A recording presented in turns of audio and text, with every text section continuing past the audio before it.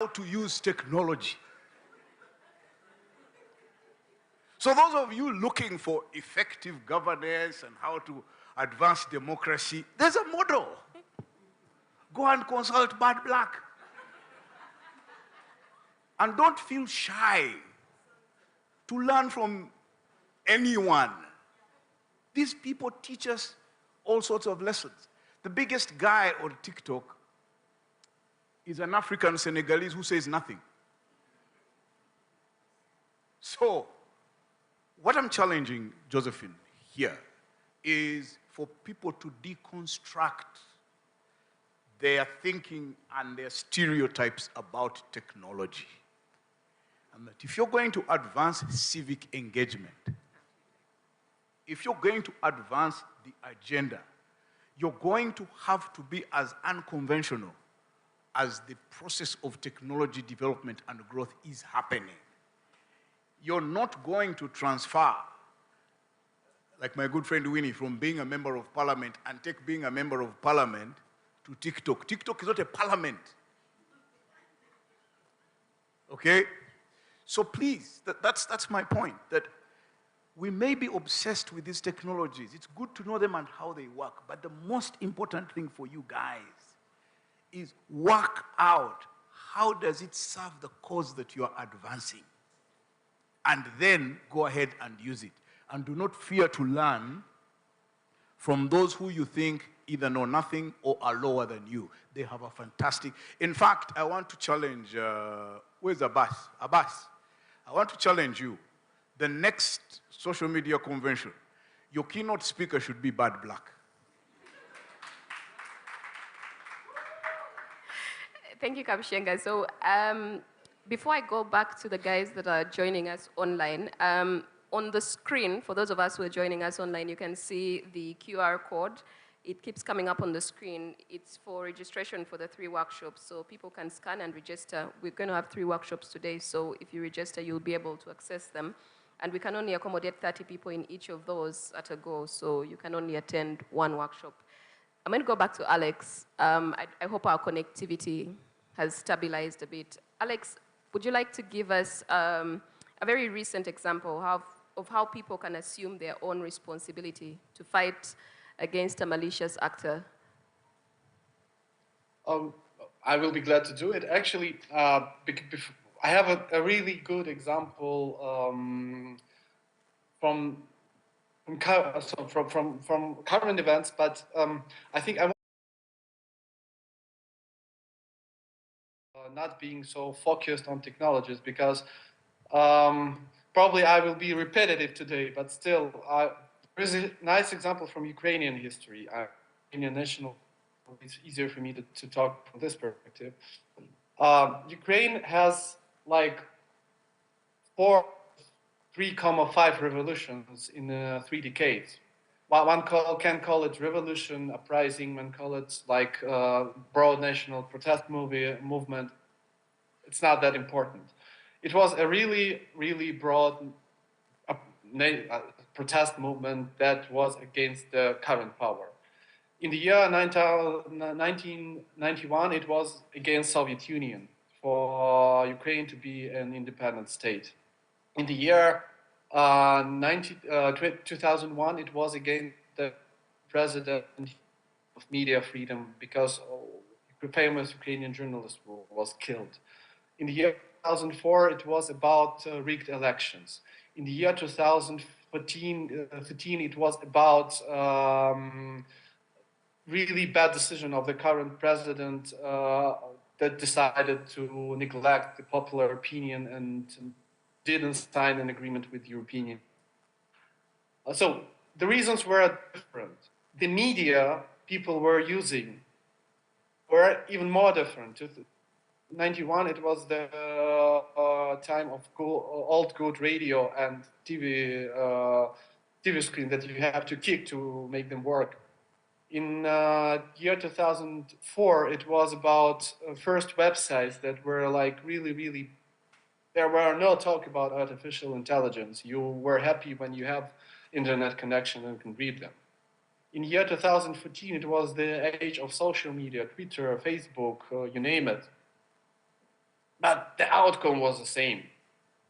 So it's much more not about, it's not that technologies enabled Ukrainians to uprise, whether for good or bad cause. It was like social reality that made them stand up and fight for their rights or for their cause.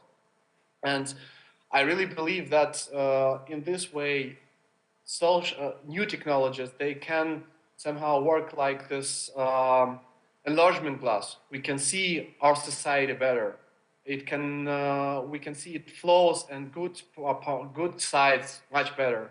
Because actually, when you don't have TikTok, it's easier to neglect the large part of society that like just want to make fun and isn't interested in any civic engagement at all. But it's the hard reality we have to face when we want to change our society.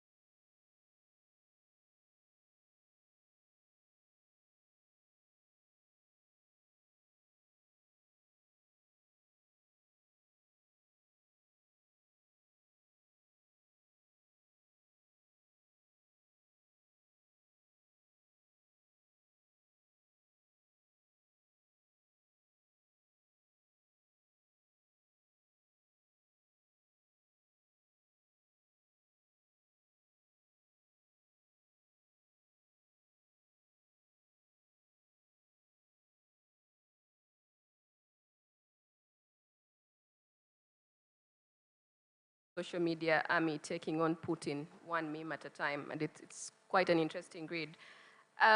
We're going to go to the next question because of time, but I also would like to take some questions from the audience at a certain point. So, and I'm going to start with Christine because you've really been missing from this conversation. What factors shape political views on social media, and what are some of the challenges and the lessons that lie ahead based on new perspectives?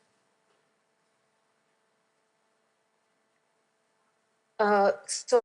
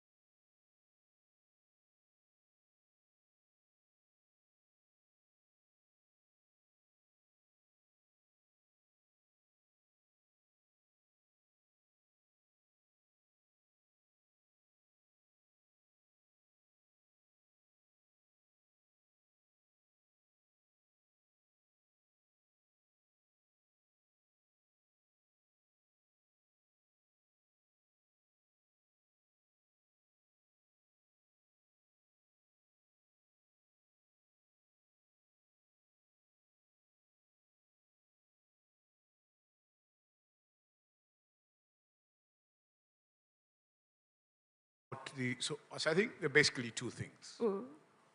One is the effect of algorithms Yes. and creating echo chambers. And we all know that we belong to echo chambers. So because lately I have been obsessed with ultra athletics, 3/4 of my notifications and conversations are around running and climbing mountains. So some of the other conversations I used to have about coffee, about freedom of expression and things like that have sort of dropped by the wayside. So that effect of creating an echo chamber is extremely dangerous. So that's the one thing that I would say right away here. Anthony, I want you to speak to the challenges and the lessons that we're learning from new perspectives. I think, of course, the first, in terms of the challenges, of course, is the echo chambers that Robert talks about. In my space, it's about human rights. So I will likely not get a lot of content about the coffee. So it is certainly. But the problem is that you end up talking only within yourselves. Exactly. So you're not influencing people outside of your circles. Yes. That's the Precisely, that's the challenge. Yeah, that's the challenge with the echo chambers. And in what we do, regardless of which space we occupy, it is important to make a deliberate effort. Sorry, I just wanted to add. Then there is the problem of robots. So you've got people who are in an echo chamber. They've got a community of 14,000, and all of them, about 12,000 are robots. Sorry, I know please excuse my age because things just keep coming back. So I read a story in The Guardian, I think it was, about an Israeli, you know the Israelis have turned this whole digital technology into a fantastic business. So there is a company that offers services to the political establishments in Africa, and they hack your account. And then, so they take time to study how you engage on social media. And they learn your language and how you express yourself. So then they hack your account and then pretend to be in your circles, whether it's your WhatsApp group or Telegram or whatever, and they pretend to be you talking. And so they are now selling their services as sabotage for people like Masake. So Masake might think he's talking to Nicholas when actually he's talking to someone in Tel Aviv. And that's how they create Discord. And Christine may want to confirm that, but I think it was deployed in Kenya, where establishment were able to hack Telegram accounts and I think Signal, whatever it is, of groups of political. And so they thought they were talking to each other when actually they were talking to guys in Tel Aviv, and the guys in Tel Aviv were passing on the information to them. It just means that we, the users of these technologies, have to be really, really sophisticated in the way that we use and be very diligent about the people that we talk to.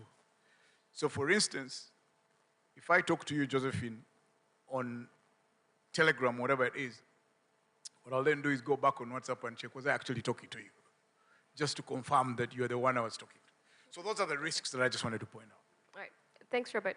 Next time we're going to have a notebook so that you don't forget the point and you write it down. When we come to conferences, they used to give us notebooks and pens, but I should have carried my phone. So yeah, sorry about my memory. No, it's fine. Anthony, please. Yeah. So I was building up on that point of the echo chambers, and of course, that comes from because the question you really asked is, where does this content come from? What informs this information that we put out?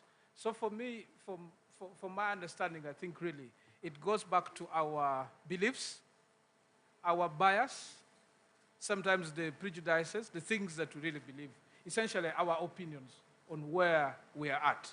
So if you hold a certain view, it then follows that it is very likely that when you're putting out that tweet or that Facebook post, or that the reason that's going to make you get out your phone to record that TikTok moment, all that is really based on what you really want to put out as a person, which I think is very fine because the whole point of social media and the internet really is to democratize the space for people to put out the content that they feel strongly about. But also, we know that current affairs also shape the type of content that we are increasingly seeing online. We were talking about the issue of the Mabati. Very many young people have reacted to it. The cartoonists have come up with very, very powerful drawings on the same. So I think those two areas, I think, essentially form that.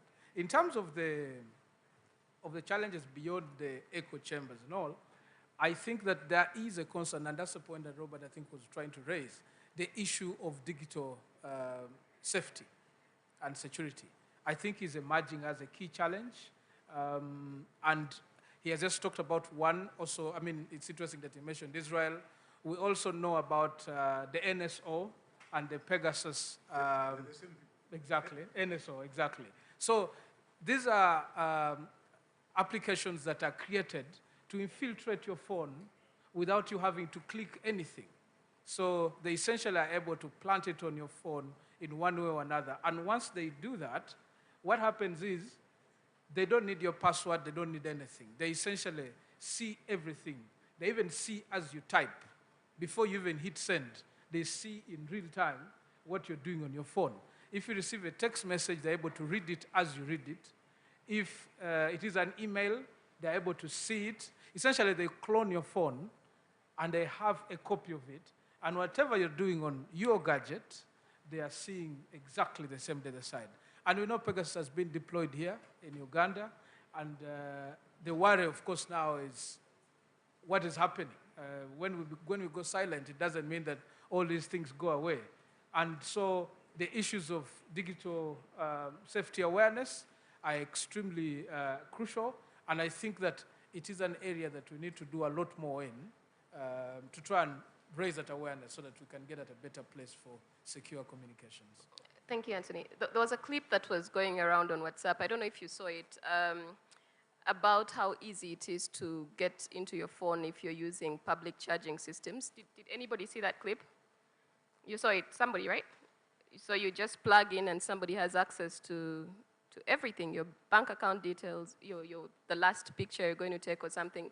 Robert, I see your hand. No, even I was talking to a cybersecurity Ugandan, not a Ugandan, who said even just sitting next to you. So, and Josephine, I think in relation to the same, there are some meetings that now, if you're going to have, you may want to leave your phone somewhere else. Indeed, just to go back to the point that Robert is making. Just tell them what happens. So basically, your phone can be activated as a broadcaster remotely, and everything you're discussing is being relayed back to the guys who have activated it. So it's a recording device. You know that your laptop, the camera can be activated remotely to take photos and record what's happening in your rooms. That's how some nudes appear. Thank you, Robert, for that very insightful addition to this conversation. Alex, I'm going to come to you, but I know you might have something to say about this question we've been speaking about. I need to remain awake. I've seen somebody say they're going to work on it right away. Alex, are you there? Are we still connected to? Okay. Kristen, are you online?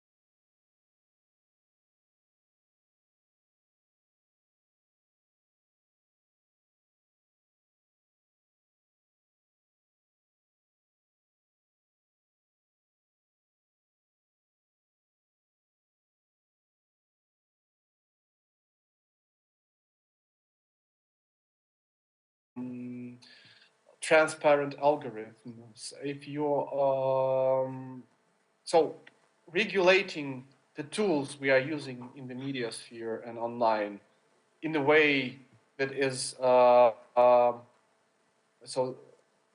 I would say, rights, so promoting human rights, promoting equality, promoting all the things we think we find right, it will change things. It's not easy task because sometimes you can do a lot of harm having a good intentions, but still I really believe it can have impact. So like I see how GDRP, so the